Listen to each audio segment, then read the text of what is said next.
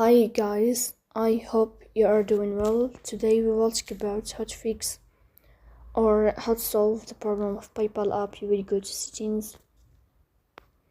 Here you will click on apps, default apps, app settings.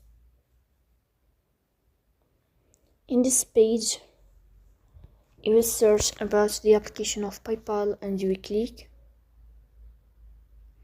Here in this page of app info you will click on first stop and you will click OK. Here you will enter to the window of storage. Then we click on clear cache. Here you will turn off your Wi-Fi and you will turn on your Wi-Fi again to fix that problem. So that's all. Don't forget to support us by like and subscribe. See you next time and thank you for your watching and your attention.